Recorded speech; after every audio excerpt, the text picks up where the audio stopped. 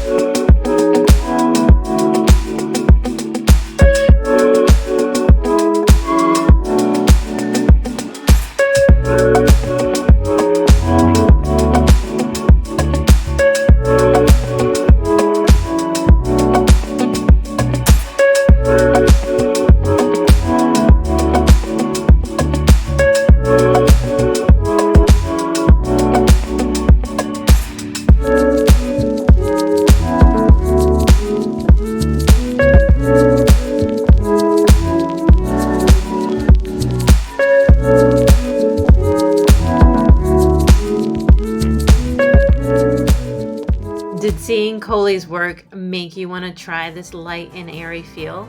I welcome you to in Watercolor Bold. We are exploring style through the year, and guess what?